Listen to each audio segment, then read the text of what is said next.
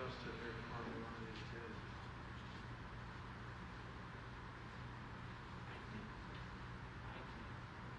There was a lady that used to be,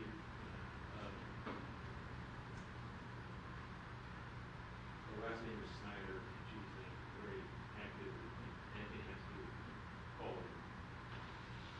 And I think there's going to be a funeral today in Pius, St. Pius, as well as the Byzantine Church over on the Villa. Mary, transportation. Somebody told me, it's one of the ladies was here with him. And did she stood vigil at the abortion clinic? Is that the same Oh, lady? yes, yes. She did that. That's the same lady. I don't know what time the funeral or rosary is. I think Mary was going to help other people with transportation to and from. Okay. Well, In fact, my wife might be involved in that too. I don't know. that's right. I'm glad you're here. We'll throw this out for the parish to see on the website. We still get quite a few views, so it's encouraging that even the numbers are slow here. All right, we'll start with our opening prayer. In the name of the Father, and the Son, and the Holy Spirit, amen. O God, who raised up St. Mark, your evangelist, and endowed him with the grace to preach the gospel, grant, we pray, that we may so profit from his teaching as to follow faithfully in the footsteps of Christ, who lives and reigns with you in the unity of the Holy Spirit, God, forever and ever. Amen. All right, last time we read from St. Mark's Gospel about Jesus' words indicating that he would replace the Jerusalem temple with the temple of his resurrected body. He calls us to watchful vigilance because we know neither the day nor the hour. Now in this session we see the hour arrive, the hour of betrayal and suffering, but also the hour of salvation and glory. Christ the King will be falsely accused, mocked, and tortured. He will ascend the throne of the cross to draw the whole world into his reign of love. And highlights of the video, they start in the Garden of Gethsemane, and they mark those 4 watches. 4 watches mark when the Lord comes. They list those out as the evening watch, the midnight watch, the cockcrow, and the morning. So the Last Supper is the evening watch on Thursday. Agony in the garden is the midnight watch. The hour comes at midnight, and that's the same hour. Midnight was the hour that the angel of death came and first passed over, and the hour that Judas arrives. Their explanation of the naked young man is that a Levite who falls asleep on night watch at the temple, you take his clothes away and burn them.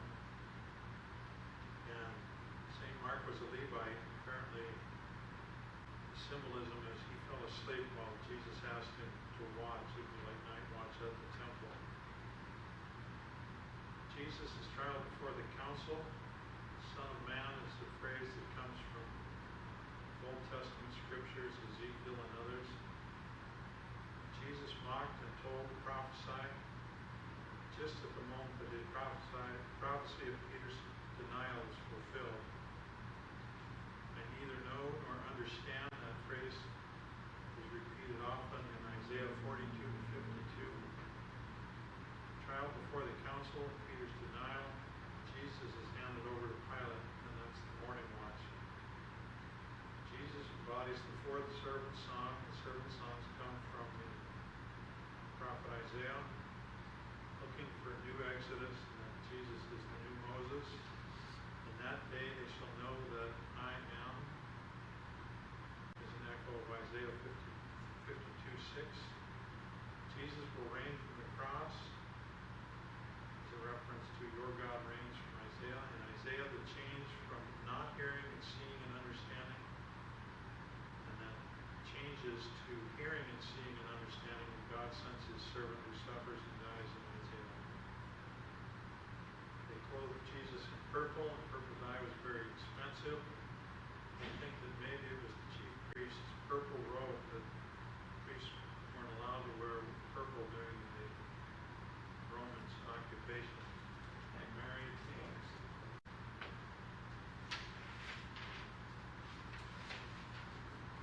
just went over the review of things to watch, so we can check those off and put those on.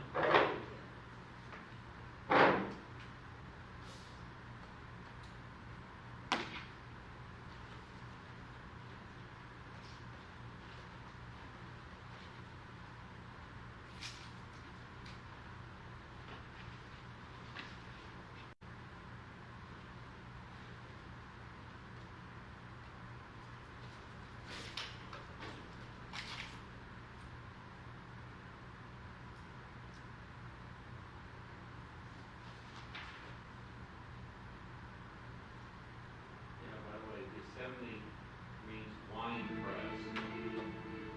Welcome back to our Bible study on the Gospel of Mark. Means what? Wine press. Wine press. Is Yes. Gethsemane? So there's always maybe not a wine, no, olive press, yeah. Yeah.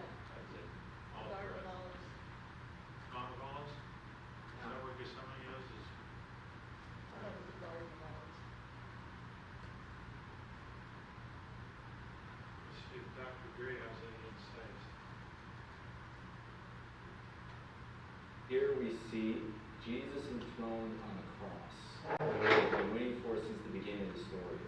As Jesus has come to make the way of the Lord, and there was the summons at the beginning of Mark's Gospel to prepare the way of the Lord. And John the Baptist started that. And then he was arrested, and later we heard he was beheaded. And in a sense, John the Baptist was the forerunner. He prepared the way. Even by his death, he was foreshadowing the road and the way and the destiny of Jesus. So in this last episode, we're walking through the Passion. And we remember that Mark gave us the 4 watches of the night. And those 4 watches were important to mark when that hour would come, when the Lord would come, when the day of the Lord would appear. And we saw those watches would be either at evening, or at midnight, or at cockcrow, or at morning. And we saw that Jesus celebrated Passover with his disciples in the evening. We saw how he took the bread and blessed it, broke it, and gave it to them. We saw also the idea that he is taking, but not like the kings before him. He is taking and giving himself. And he's inviting us to take from him. His kingship is going to be altogether different, and therefore his enthronement will be altogether different. His enthronement will be on the cross, as we'll see. That's where the Passion's leading. So now, at the end of the supper, we're told in verse 26 of chapter 14 of Mark, that they leave that upper room, and they go out. After they had sung a hymn, they went out to the Mount of Olives. And they're to go to Gethsemane. There's a beautiful church there that the Franciscans run, called the Church of All Nations, which is right there in Gethsemane. And there is a cave, just a little bit down from there, that's still in that part of Gethsemane, which is the Garden of Gethsemane. And that cave is called the Cave of Betrayal. And it's been known from the earliest pilgrims in the 4th century that is where the disciples stayed that night. And that's where Jesus would oftentimes stay with his disciples. And there was a 1st century olive press found in that cave. So we know that that cave goes back to the time of Jesus. Jesus will go to Gethsemane, and we're going to see him praying there. And this is going to be during the midnight watch, right? So evening goes from 6 p.m. to 9 p.m. And then the next 3 hours is the watch for midnight. And so keep that in mind. And then Jesus warns them, you will all fall away, for it is written, I will strike the shepherd, and the sheep will be scattered. But after I am raised up, I will go before you to Galilee.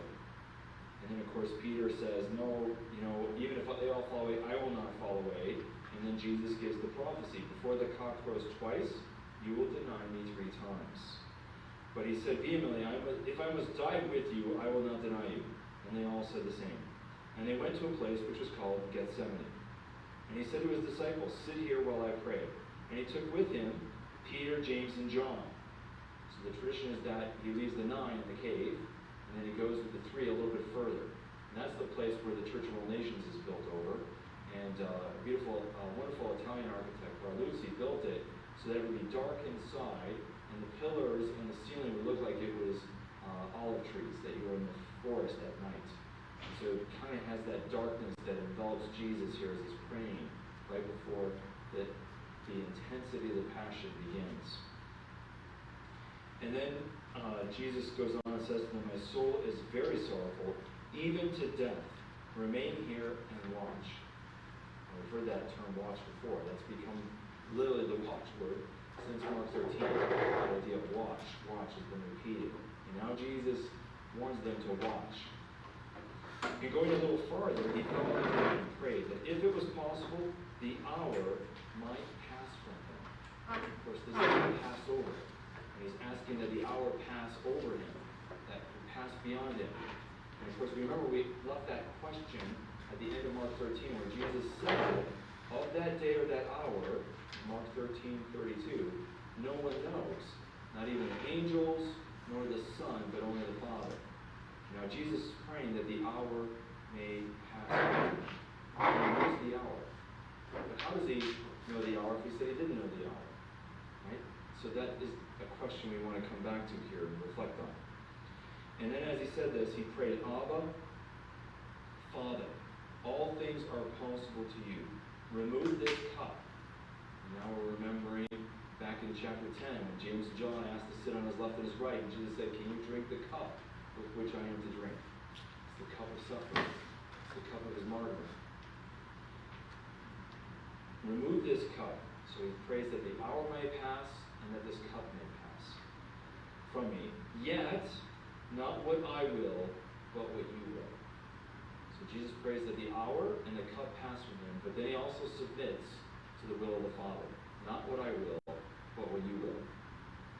And he came and found them sleeping. And he said to Peter, "Simon, are you asleep? Could you not watch 1 hour? Watch and pray that you may not enter into the temptation." But the Greek word for temptation there, peirazo, means ordeal, the tribulation, the test. "The spirit indeed is willing, but the flesh is weak." And again he went away and prayed, saying the same words. And again he came and found them sleeping, for their eyes were heavy, very heavy, and they did not know what to answer him. And he came a third time. So notice, the first time he came, it was how long? 1 hour. And the second time he prays the same prayer, and he comes back, and so it would be 1 hour. He comes back a third time, so what hour is it? This would be the midnight watch, right? "Are you still sleeping and taking your rest? It is enough. The hour has come." The hour has come. The hour that we were to look for since the end of chapter 13.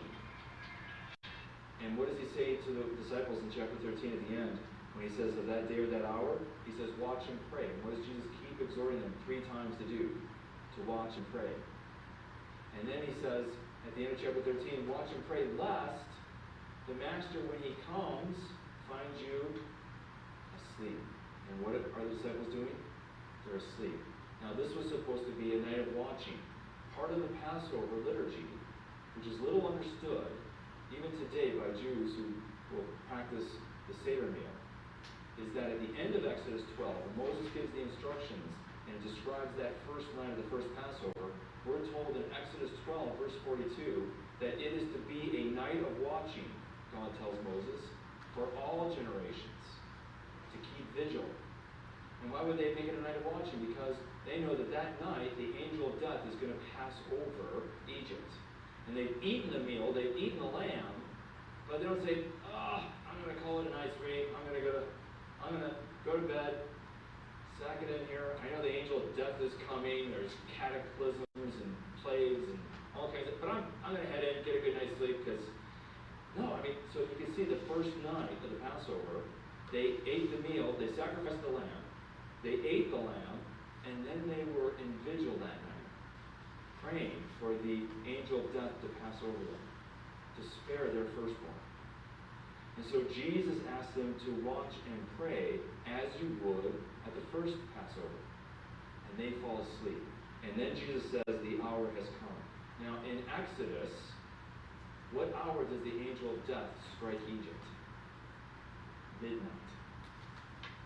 The angel of death strikes Egypt at midnight. And what happens here? When Jesus says, after 3 hours of watching and praying, and he returns to them after each hour during the midnight watch, and he tells them to watch and pray, and then Jesus says, the hour has come, and the Son of Man is handed over into the hands of sinners.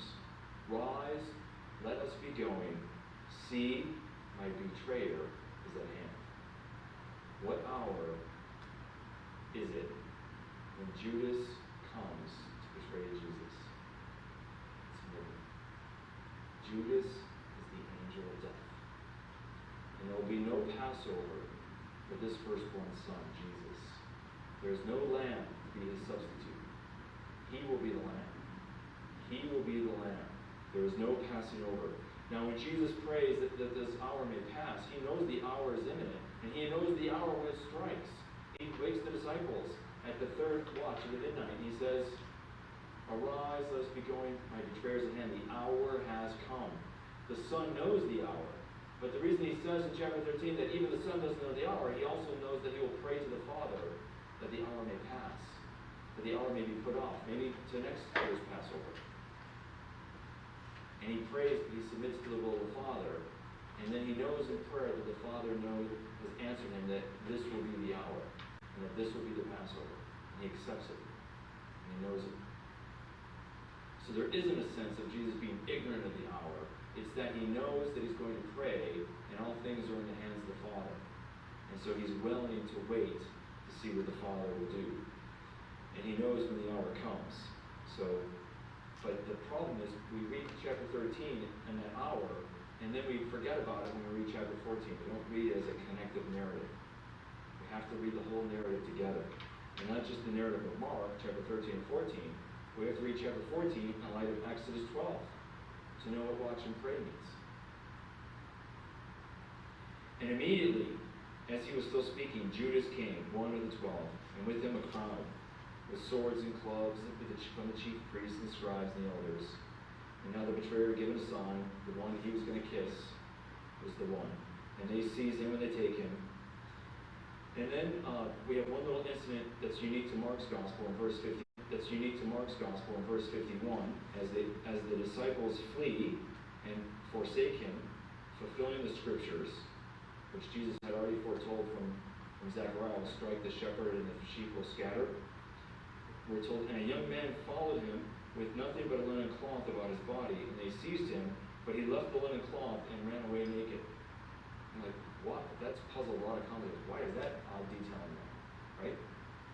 The reason it's in there, as Mark, the author of this gospel, would know, because he was a Levite, according to the Mishnah, the Jewish tradition of the Levites would get called to serve in the temple 1 month out of the year. And it depended if you got the night shift or the day shift, because there had to be perpetual adoration and vigilance in the temple for God. And if you got the night shift and you were a Levite or a priest, and you fell asleep during the night shift when you were on watch for the temple, the penalty would be you would be stripped of all your clothes and they would be burned into the watchfire, and you would have to run home naked and ashamed. And so the fact that this man runs away naked and ashamed means that he did not keep vigil, watching the true temple, who is Jesus. And now he flees home, naked and ashamed, because he hasn't kept watch. He didn't listen to his Lord, who said, watch and pray in the vigil of the Passover with Jesus. And again, it shows you Jesus as the true temple. And then Jesus is taken in verse 53 to the high priest. Peter followed. In verse 54, at a distance. Discipleship at a distance always leads in denial and in failure. One can't follow from a distance. And then he's in the courtyard of the high priest. There's a beautiful church in the Holy Land called St. Peter in Gallicantu. And Gallicantu is the Latin term for rooster, because this is where the rooster is going to crow, which Peter will deny Jesus 3 times.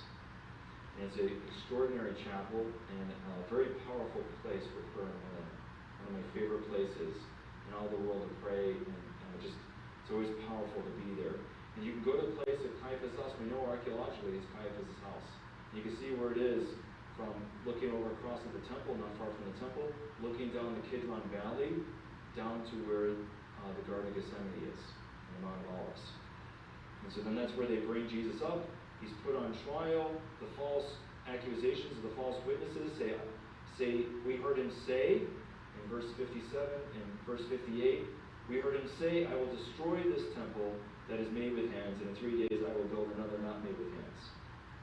And of course, he's speaking there of that the temple will be destroyed, not that he would destroy it, that the temple would be destroyed, and that the temple that will rise up in 3 days is the temple of Jesus' resurrected body. So again, the issue of Jesus as the real temple keeps emerging in the narrative. And then during the trial, the high priest rends his garments when Jesus says that you will see the Son of Man sitting at the right hand of the power. That's Jesus alluding to Daniel chapter 7, where the Son of Man is taken up into the heavens and is seated at the right hand of God the Father. And then the high priest and all those with him condemn him to death. They cover his head as they beat him, spit upon him, and this is God. This is our Lord, who they treat like this. And they say, prophesy, if you're such a prophet, who hit you? And while they mock him as a prophet, the next thing that happens is his prophecy that Peter would deny him is being fulfilled. And that's the irony. Because in the next verse, 66, as Peter was below in the courtyard, one of the maids of the high priest came, and seeing Peter warming himself, she looked at him and said, you also were with the Nazarene, Jesus. Notice, he was with. That's a bad mark for a disciple, to have been with Jesus in the past tense.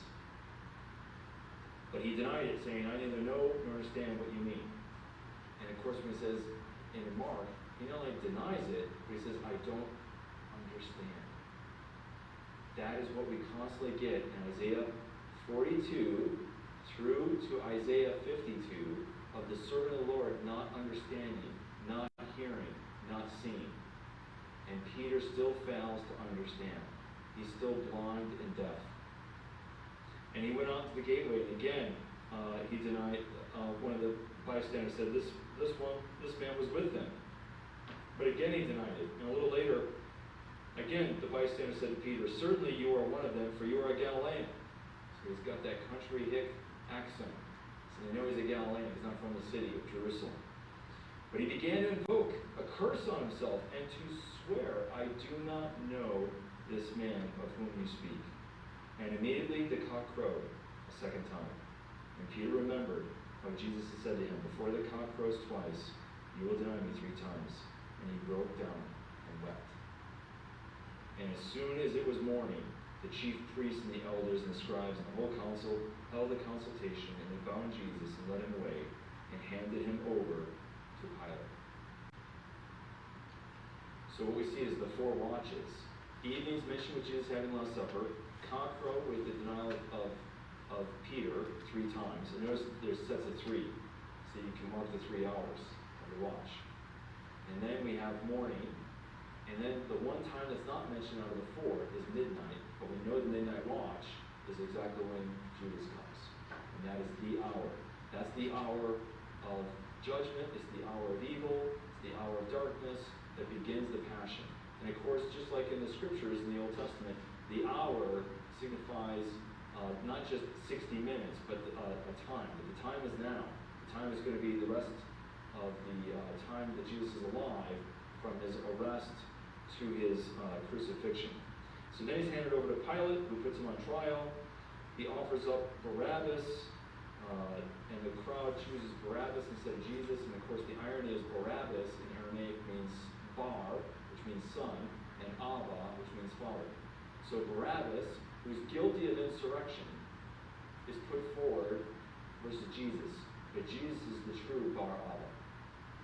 And they choose Barabbas, who is an insurrectionist. And Barabbas is going to lead Israel by killing Romans and fighting. That's his way of liberating Israel. Jesus will liberate Israel by being a lamb led to the slaughter. Now, what's fascinating here is that Mark doesn't explicitly quote Isaiah and the 4th servant song, which is that servant song of like a lamb led to the slaughter and the suffering of the suffering servant. He doesn't quote it explicitly, doesn't need to. He's showing you the embodiment of the fourth servant song in Jesus. But he's prepared you for it. Because from the first servant song in Isaiah 42, my chosen one, whom I have chosen, and whom I send my spirit, that we saw at the baptism of Jesus, all the way to now, there's been this constant theme of not seeing, hearing, and understanding, which runs from Isaiah 42, the first servant song, to the fourth servant song. And then, after this point, we don't get the blindness, the deafness, and the misunderstanding any longer. Why? Because that's exactly what happens in the fourth servant song. Let me just take you to the fourth servant song, which begins at the end of Isaiah 52. Isaiah 52 begins with a summons to awake, because there's going to be a new exodus, a new sojourn, this time out of Assyria instead of Egypt, and out of the east, that's going to, and then what's the point of this new exodus that God's giving? He says at the end of Isaiah 52 verse 6, at the end of this new exodus, they shall know my name, and therefore in that day, remember that day and that hour have been combined by Jesus in Mark 13, in that day they shall know that it is I who speak, ego in me. They will know that I am. And remember, that was the theme that's punctuated throughout Isaiah 42 through 52, is this idea of knowing that Yahweh is God, that Yahweh is I am. And then there's the announcement of how beautiful are the feet of him who brings this good news, who publishes good tidings, which is the gospel. And that's why Mark names this whole story of Jesus the gospel, because of this passage of Isaiah. And what is the gospel? You are to publish salvation and say to Zion, your God, what? Your God reigns. Isaiah 52, verse 7. The good news is that your God reigns. What we're going to see is the enthronement of that God on the cross. Jesus' crucifixion will have one key theme, repeated over and over again, that he is the King of the Jews, that he is the King of Israel. He will be crowned with thorns. He will wear a purple garment. It's all about Jesus as King. And the gospel news, according to Isaiah, is that the good news for Israel is that your God reigns. Not one of your pitiful kings who always messes things up, but God himself will be king. And then it goes on, in this very chapter of Isaiah 52, after it speaks of the good news that God reigns, how is he going to do it? Well, verse 13 says, behold, my servant shall prosper, and he shall be exalted and lifted up, and he shall be lifted up very high. As many as were astonished at him by his appearance, which was so marred beyond human semblance, and his form beyond that of the sons of men. And he shall startle many nations, and kings shall shut their mouths because of him. The first king, the first ruler that will shut his mouth, will be Pilate before Jesus during the trial. For that which has not been told them, they shall see, and that which they have not heard, they shall understand. The change in Isaiah, from not seeing, not hearing, not understanding, the servant, which is Israel, and the servants of God are constantly blind and deaf until God sends his servant who will suffer and die. And then when they see him, then they will get it. Then they will understand, which fits exactly what we started with at the beginning of Isaiah 6, with how long, O Lord, Isaiah asked, will people not hear, see, and understand? Until there's the burning purgation, until there's the great time of suffering. And the one who suffers will be the suffering servant. And it continues in Isaiah 53, verse 1, who has believed what we have heard. The whole point of the gospel is to believe. Who's going to believe this? For he grew up before him like a young plant, like a root from the dry ground. He had no form or comeliness that we should look at him, no beauty that we should desire him, yet he was despised and rejected. In all of Jesus' passion predictions, he says how the chief priest will reject him. He talks about the cornerstone that was rejected, but becomes the head. That word rejected is the key word here for the suffering servant. He's rejected and despised, a man of sorrows, acquainted with grief, as one from whom men hide their faces, despised, we esteemed him not. Surely he has borne our griefs and carried our sorrows, yet we esteemed him stricken, smitten by God. You'll hear that mocked at the cross, that God has abandoned Jesus. But he was wounded for our transgressions. This is the meaning of the cross now. Upon him was the chastisement that made us whole. With his stripes we were healed. We all like sheep have gone astray, each one turning to his own way, not the Lord's way. Remember, O piso mu, get behind me, follow my way. And the Lord has laid upon him the iniquity of us all. He was oppressed and he was afflicted, yet he opened not his mouth. We'll see that during the trial. Like a lamb that is led to the slaughter, and like a sheep that before his shearers is dumb, so he opened not his mouth. By oppression and judgment was he taken away. And as for his generation, we consider that he was cut off from the land of the living, stricken for the transgression of my people. They made his grave with the wicked, and with the rich man in his death. Joseph of Arimathea will be a rich man who will give his tomb to Jesus. Fulfilled here in all detail. Yet it was the will of the Lord to bruise him. He is put into grief. When he makes himself a sin offering, an offering for sin, he shall, though, see his offspring. He shall prolong his days. The will of the Lord shall prosper in his hands. He shall see the fruit of his travail, of his soul, and be satisfied. By his knowledge shall the righteous one, my servant, make many to be accounted righteous. In other words, finally the servant will get it, because the suffering servant will make the rest of God's servants knowledgeable, and the suffering servant's righteousness will be the means by which he makes everybody else righteous. And then, that is the key backdrop then for reading the Passion of Jesus in the Gospel of Mark. And I want to take us to two key points here in the Passion narrative.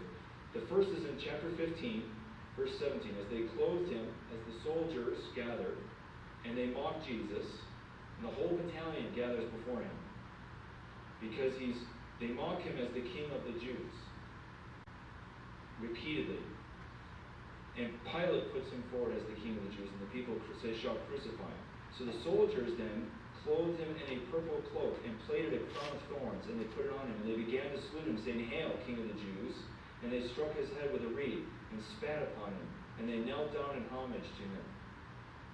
And they mocked and stripped him, and then they stripped him with a purple garment. Now the purple robe, purple was a dye, and it was the only dye that didn't fade in clothing in the ancient world. There was a special shellfish that they got the purple dye. And people in the ancient world saw that as supernatural, as a sign of the divinity. It was the most expensive clothing, was that purple dye. And it was reserved primarily for kings, where they're very, very wealthy. The chief priests had beautiful purple robes, even with golden threads. It was the most expensive robe. And it was so precious, and it looked so royal, that the Romans would not let the chief priests keep these royal purple robes, because it was too kingly. They kept the high priest robes in the Fortress Antonia, and would only let the high priest borrow it for major feast days, like the day of Yom Kippur, or the Passover. So what purple robe did the soldiers put on Jesus? I'm sure it wasn't Pilate's. It wasn't from Pilate's closet. The purple robe, Josephus, a first century Jew, says they kept that purple robe in the Fortress Antonia, in the tower of the Fortress Antonia. I believe it was the high priest robe that they put on Jesus as they mock him. He is the true high priest, and this is the Day of Atonement par excellence. He came and was born to be king, and he's going to die as the king of Israel.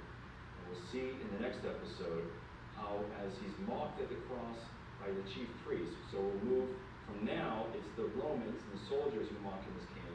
Now we're going to go next to the chief priests and scribes, and they're going to mock him as king. And then we'll see Jesus' response to that denial of his divinity and to his kingship at the foot of the cross next time. So we'll conclude here.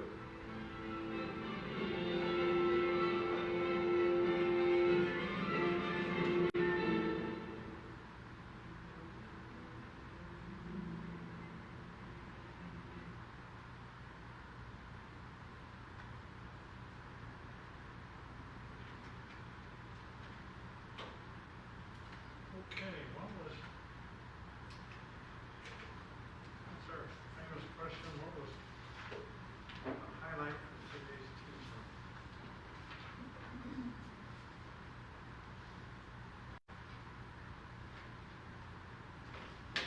I knew purple was expensive. I've never heard how they got it from the shellfish. It took several of these sea snails just to make a little bit of purple. So they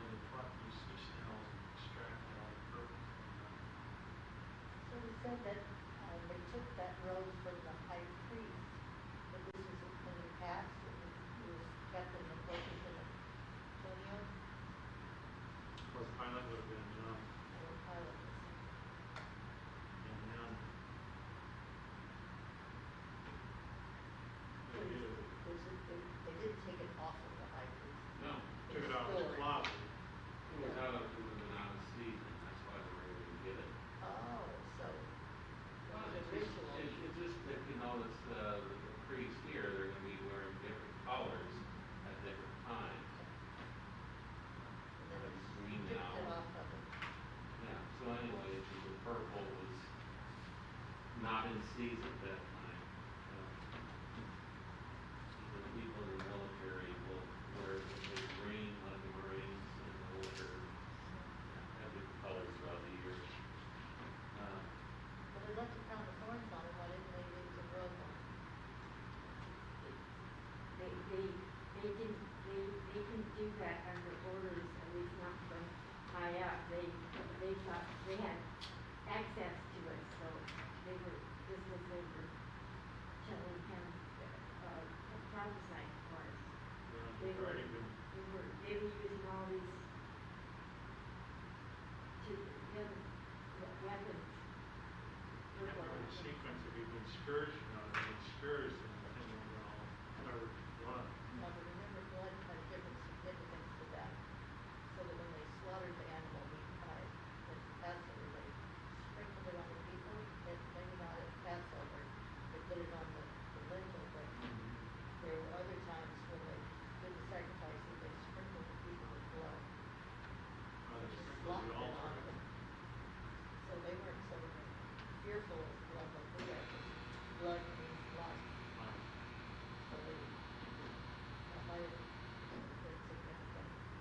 They stripped it off of him and killed his flesh with it. Well, then if they send him to be crucified, they're always stripped. So they left the crown of thorns on. Carry that rough Well, cross on. anyway, in Psalm 22, which you'll probably get to this later on in the next lesson, but in Psalm 22, verses 19, now this is written by David 1,000 years earlier. They parted my garments amongst them, and upon my investiture they cast lots. So it's already been foretold, and this is the fulfillment here of something that was literally written over 1,000 years earlier about the clothing, so forth, being taken off and then cast lots. And that's exactly what happened. If he doesn't read Psalm 22 the next time, I will, because there is so much that goes on, and it's hard to believe that this was written 1,000 years earlier. When I think all the Lord says is, why hast thou forsaken me? Well, that's, and then that leads on to all this, everything in Psalm 22. We've got a new way around, it's going to be Psalm 21, but yeah. Yeah, we talk about Psalm 22 next time. This time he goes into a lot of Isaiah, and again, it's that the Old Testament being fulfilled in the New, right there on the cross, about the suffering servant and the I am that we're all familiar with, especially in John, where time and time again, going back to Moses, who are you? What is your name? What can I tell the people? I am who am I, the I am part. And so that's, again, going all the way back to Isaiah. So there's a lot of Isaiah 52 to 53 in here, and I believe perfectly we covered Isaiah. Our next topic, after Mark here. Would be 750 years before Christ, and it's real similar to Psalm 22. It almost describes word for word what Christ goes through. There's some discussion on how many authors might have contributed to Isaiah. Those predictions are so clear, just like 22. Well, I'm of the old belief that just, because in the New Testament, they just say Isaiah 1, say Isaiah 1, 2, or 3. But, putting that aside, as long as there's unity, and there is throughout Isaiah, it really doesn't make any difference whether you believe there's 1, 2, or 3 Isaiahs, or just this one. Because They're all, it's all related up. it's like evidence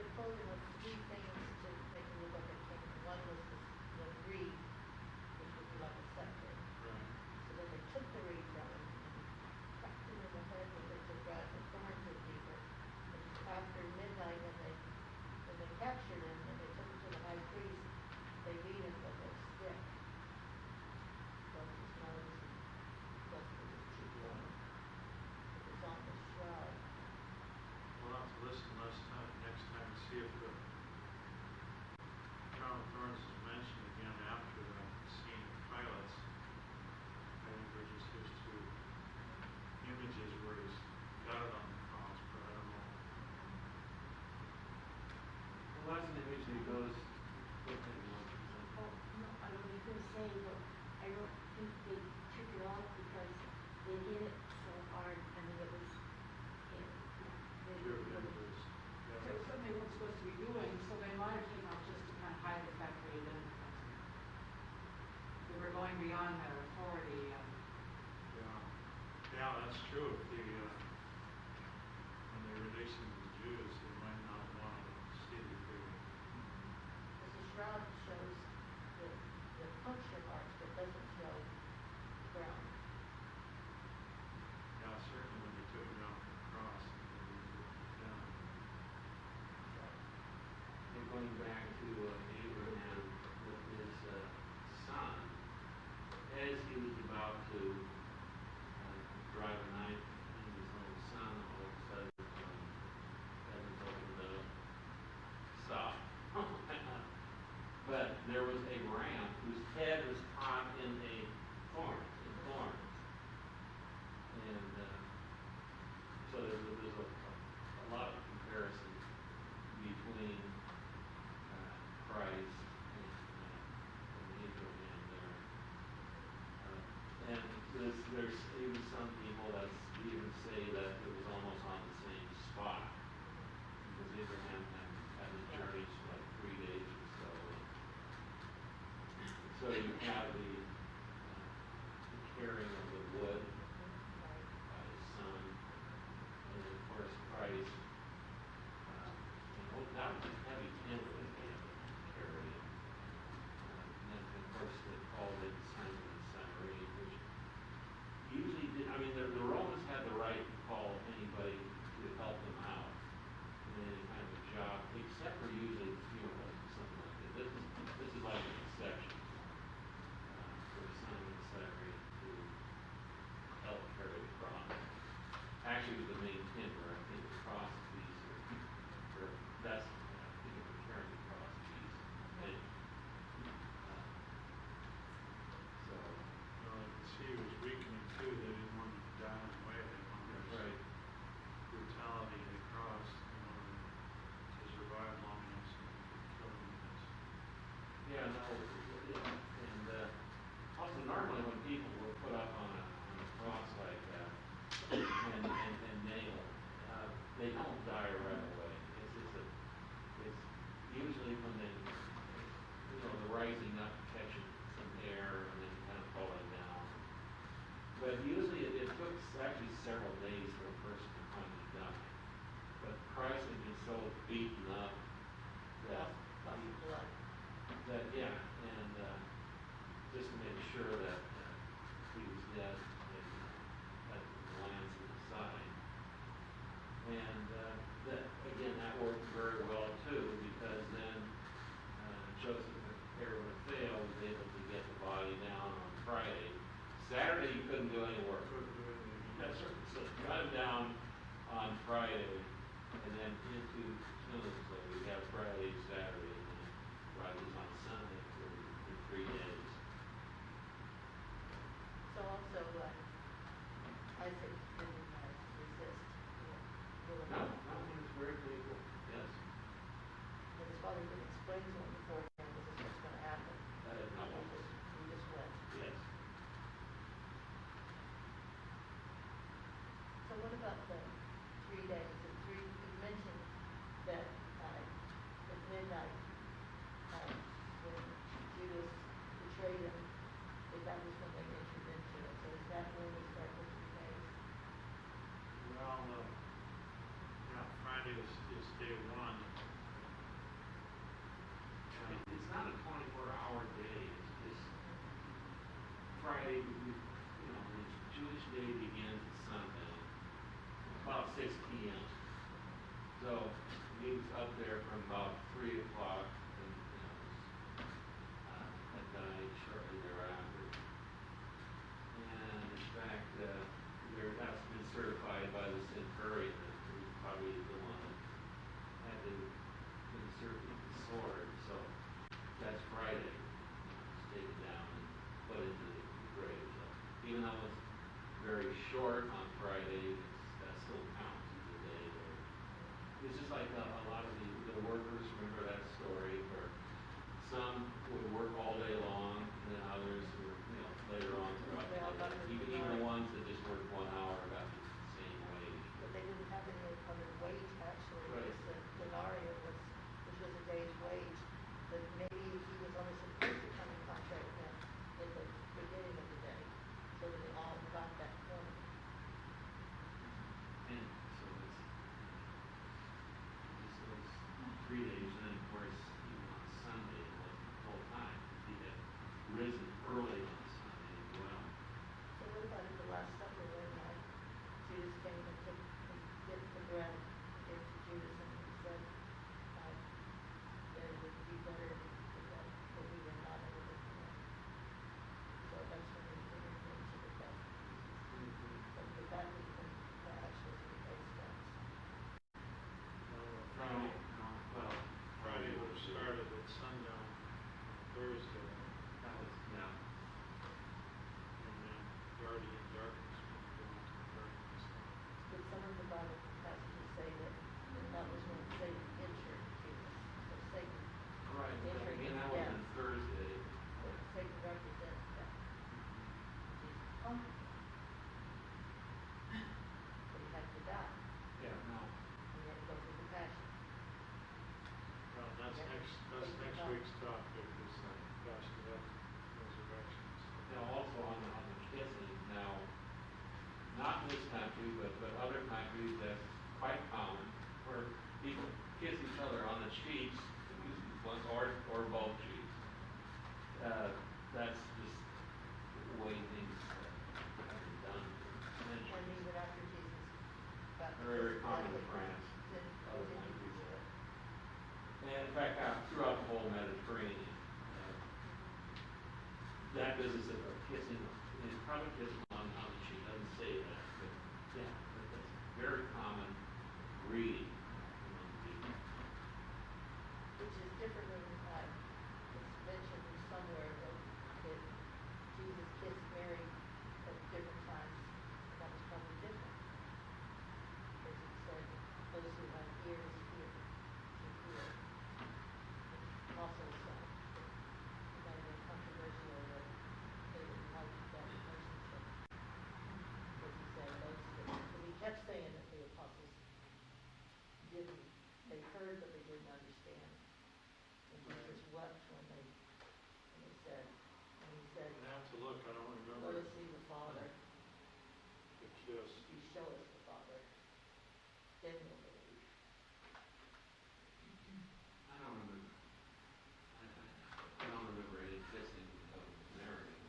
Yeah, I think I'm getting it confused with some of those books that. Yeah, you gotta stop reading those books. They're in my head, I Oh, did stuff, I the never read devotionals, them on yeah. purpose. One thing also, the reference to the young man running away, I'm going to apply to all of them, because they all have slept. This Was guy it really, was it just referring to all of them, maybe? That's what it was, but this guy in particular was a It was really Levite. a person, it wasn't just representing all of them. I think it's very, it's symbolic. I think it is. I think it just represents, because it doesn't make any sense that we do there just wrapped in linen, and they're out there in the Well, dark. that's the way I would look at it But too. I'm Just Well, saying, it made more I never sense. knew until we got that description on video, though, that what it represented, basically. Right, I think But the it ones that them all, are in the they temple, all slept at once a different month, times. didn't they wear the white linen? He would have discovered that during his research on the temple, that if a Levite fell asleep at night, that was the punishment. They were probably their clothes, this says that he ran off and they grabbed a hold of him, but I think it referred to all of them, because they all Yeah, ran, it certainly they would all have, ran away. it certainly would have, so, So, but they all this one slept poor and they all ran. fellow was the exemplary. Could it have been Mark? Could have been, that's sometimes been the theory that Mark would know that, because he would have been the one that ran. And I think he hinted that Mark was a Levite, So so how Mark far, would have known what the punishment would be. how far was the temple where they, where the Levite would have been in the temple, how far was that from the? Well, the temple's within the city, and Mount of Olives was outside the city. And Hidden Valley was in between. It's probably more of a symbolic representation. Yeah, I always Well, thought it it was, sounded- okay. It sounded like, what, 80 described that when he visited the Holy Land, you could look from where the high priest would have been, and you look to the out of it, you could see the garden from, That's the high priest's house. Yeah. That would have been separate from the temple, probably close to the temple, but yeah, maybe within eye shot, or what do they call it, eyesight, line of sight from where it would have been yeah, I guess the temple is up. up. Yeah, on purpose, they put it on the hilltop in Jerusalem. Yeah, besides the temple, there were other buildings as well. It's not one, but many. Anyway, with the linen and the young man, I personally thought it was, I read elsewhere too. It was something symbolic that's inserted in there to indicate, nakedness, which is something that the Jews relate to shame, deep shame, and like in Noah and other places, kind of like in Leviticus, an explanation of it in Leviticus. But the shame is that they didn't follow. They were originally follow me, and they did scattered, they departed. Unless they did fall asleep in the night. Now, if we're carrying out the metaphor of Christ as the new temple, then he failed on the very first watch at the new temple, or they all failed at the watch of the new temple. And Jesus had to be shamed on the cross because he was stripped. Yeah, for our shame. That's good. I think that's from the letter of Peter. For our shame, and by his stripes we were healed. I ask about that falling asleep. The disciples fall asleep instead of praying. It kind of turns on us. What can we do to make sure we stay awake spiritually, even in the midst of a world that wants to lull us to sleep?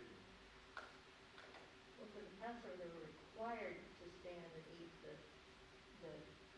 meal. But who doesn't fall asleep after they've eaten and their eyes are heavy, Yeah. almost like they were drugged by the food? And Jesus admonished them, can't you stay awake even an hour? An hour. But still, they were full. They even drank wine. Jesus was the one that didn't take the wine. When my family was growing up, I felt so sleep deprived, and then I'd worked so hard physically. If I sat down, I was done for. If I wanted to stay awake, I just had to stand up. Especially when the lights went out. Sit down to read the kids a story. I can remember Joe prying my eyeballs open. Read! Yeah, the same thing when they set up the chapel at St. Alphonsus in the early 90s. And I'd go in there for my hour, 3 o'clock on Friday afternoon, do my rosary. I'd have to say it standing up or I'd fall right asleep.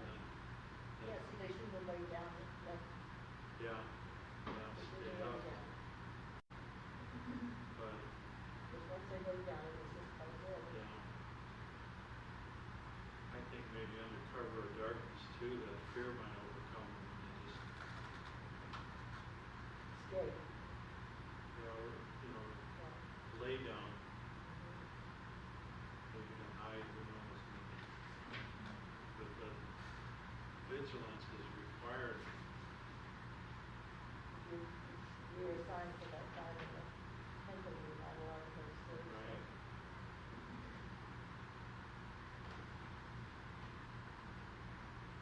Discipleship at a distance leads to denial.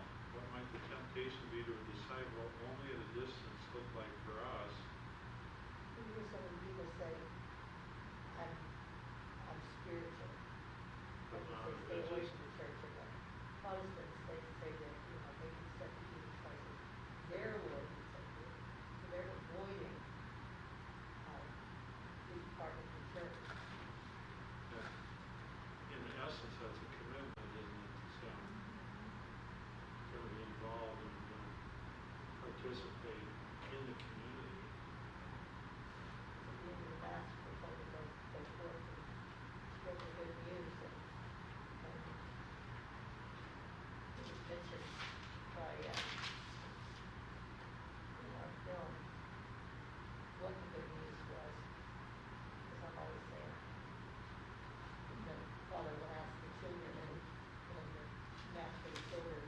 what's the good news? What's the good news? What's the good news?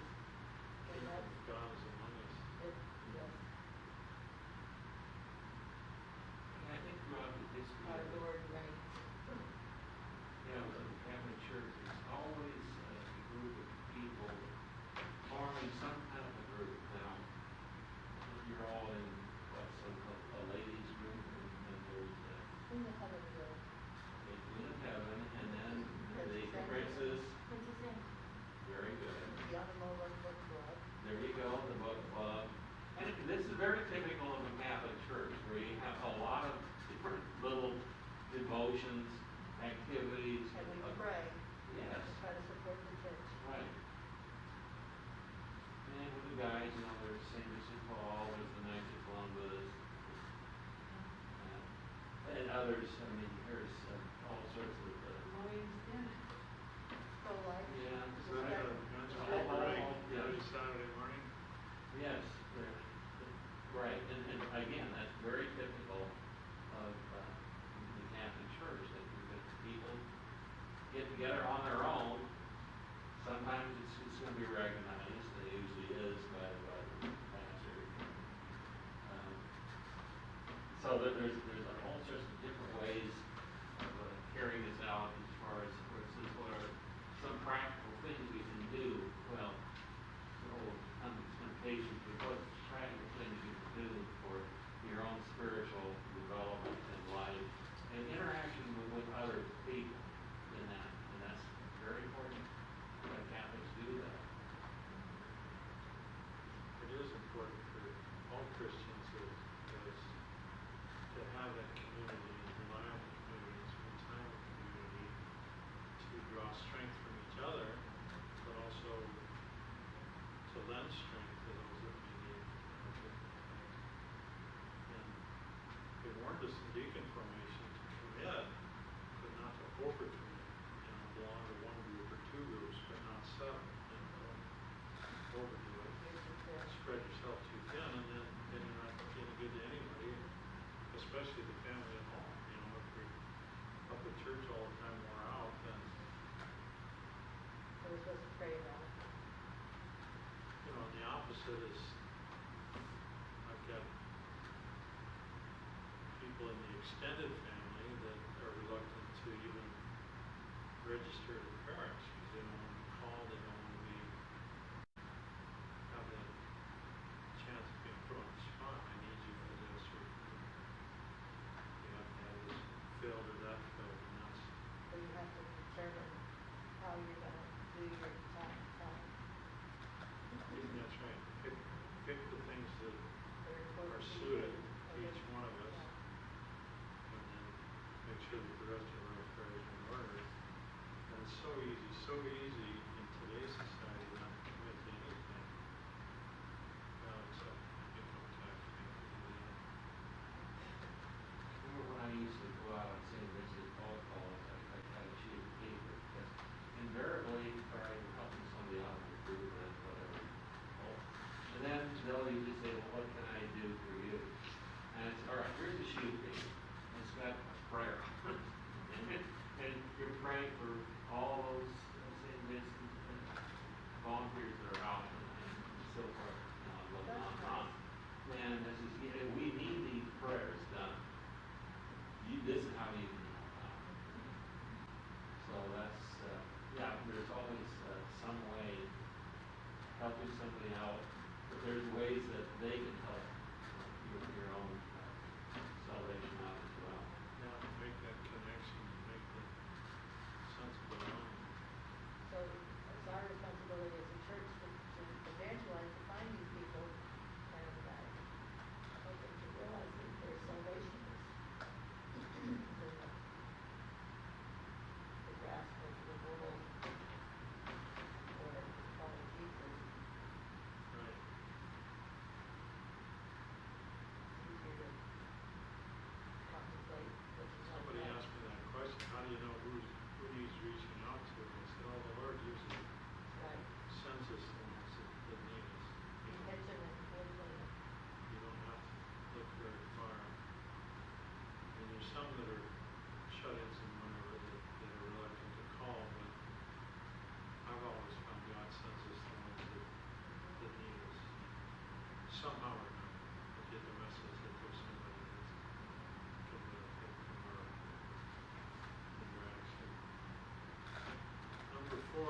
Pilate offers to release Jesus, the crowd chooses the revolutionary Barabbas, whose name means Son of the Father, instead of acknowledging and accepting the true Son of the Father. What counterfeits or false solutions does the world offer as easier alternatives to the challenge of true discipleship? Well, this is the most outstanding thing he's done. He's for choice. I think we might take the right choice and believe in God. And rather go to a vampire movie. Yeah. But they don't believe in that kind of stuff. Well, I think you're onto something with that. I'm spiritual but not religious. That's that idea of I'm in for the easy stuff but nothing difficult. Yeah, man came up to William Graham, the Goodman, Planned Parenthood on Tuesday, and he was a young man, he was very handsome, he had a real nice, big old SUV, he was black, and he was asked if you believe in God, you know, if you had somebody in your life have an abortion or something occurred to you, and he said, abortion is like going out to buy a pack of cigarettes. And he was distressed. He didn't want to say it. He was to leave him alone, let them go about their personal business and killing our children. You know, well, not realizing the gravity of what's involved, or denying the gravity of what's involved. One of the problems I guess I have is a lot of the quote homeless people. To me, they're not. It's just not homeless. It's primarily mental health and drugs, other dysfunctional activities. But to me, I have a hard time where politicians would just allow these people to camp wherever they want, rather than trying to make a change, to do the hard work of actually removing them off the street and putting them into, whether they like it or not. I know I wouldn't get away with it, but to get them into some kind of a treatment or a situation where they're not going to be out there just dying of pneumonia or dying of an overdose, to me that is totally inhumane. But it would take probably more money or whatever, but also dedicated people to help rehabilitate as best as possible. And rather than just leaving them into, or a situation where you've got cartel members and you got human trafficking, little kids being, prostitution, God knows what, as well as just a very unhealthy, subhuman life as far as I'm concerned. And to me, that why that, and you see that in Seattle, San Francisco, Los Angeles. Wherever the money is, Yeah, and I. Let people, they don't go to farming communities and camp out. And they really put to work. yeah, And that's what the services are. Yeah, to me, they're enabling. Maybe they'll hand out something. And the fastest way to get permanent housing is, the HUD program is closed, and Section 8 is closed right now. Fastest way is to go into a shelter, and then if you are there and committed to living a better life, then they're gonna give you housing.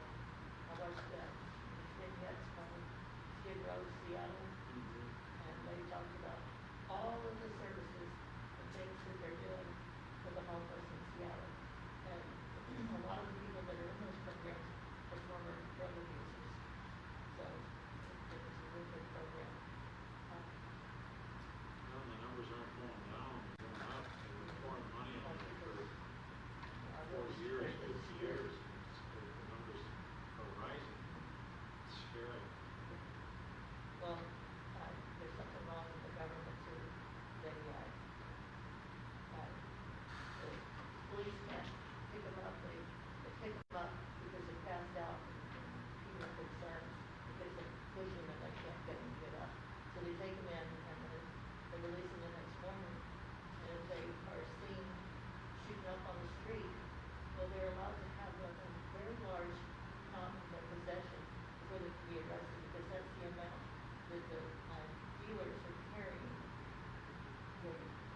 it away somewhere when they get that part done, because as long as they're not picked up, it's like eight doses. These three people are not buying 8 doses, they're getting just enough to get Yeah, high. shot at a time. So they're not trying to put them in treatment, they're just releasing them back, and that's why the police are so frustrated. They like to clean up Seattle. And they have a comparison of Providence, Rhode Island, where they have the first Ivy League college from. Kodak has coal mines there, and so they work with the community to, when they get picked up for running in the store and grabbing stuff and running, they put them in jail, they put them in a treatment program, and then they give them the option of one of those things like methadone. And then Kodak makes sure that when their prescription needs to be filled, that there's no questions asked, no making it hard on them. They just make it real easy on them, and they've got something like 80% of the people don't go back to the street. So why instead of letting them have the drugs here, by allowing them to legally carry so much, you should be allowed to have cocaine or fentanyl or any of those things, just Right. because you've got X amount. No, they should be, and I don't want them to go to prison for life or any of those things, but these poor homeless people, they're just being tortured. Yeah, well, and Because those drugs, as soon as they it's get in their complex. system, they're already looking for more. Duke said they're dealing with mental illness, Yes. The Part products of the of- mental illness is the drugs. products of disastrous home life that break down the That's what's family. wrong. Because That's there's not a father in the house. abandoned these people so young that they're on their own devices from a very early age. Well, It's just, even if they had a decent father there, they run away from it because it's like the Amish. When the boy comes of age, they give him an option. You want to leave Amish community and go out there where you can get drugs, and they let him go. Because the world is very attracted to them over a life of discipline. So we really need to teach the children properly, especially with Planned Parenthood being in the school teaching them the sex education to the children. It's very At such a young age. telling them that they're born sexual. Well, it's a beautiful thing if you look at their theology of the body by John Paul. John Paul. Yeah. Because we have to know that we give dignity and respect. Women are not supposed to go to bars for revealing, their midriff and all that. Yeah. We're not supposed to do that. And it's not going to respect you unless you do another children either. We've got priests in the diocese that say, announce from the pulpit, be sure that you dress respectable, and it's always enough room, always enough room, always going to tell them. Even when it might be for our own good or out of respect. Well, the culture, the mind of the culture now is confused. They want to look pretty. But you don't know what you're doing to this man over here to have your arms exposed. I mean, it doesn't take much. No, men are confused too, but they don't. That's why we fast. Because Right. we can fast from food, we can fast from some of these other sins that are Well, and always like we at said our the other day, doorstep. you do little things, builds up your strength bit by bit. If you can't do a push-up, then, exercise your arms or something until you can, and each little bit that you do makes you that much stronger. Okay, let's say our prayer and I'll shut the camera off. In the name of the Father, Son, and Holy Spirit, amen. Amen. Then Then I saw heaven open, and behold, a white horse. He who sat upon it is called Faithful and True, and in righteousness he judges and makes war. His eyes are like a flame of fire, and on his head are many diadems. And he has a name inscribed which no one knows but himself. He is clothed in a robe dipped in blood, and the name by which he is called is the Word of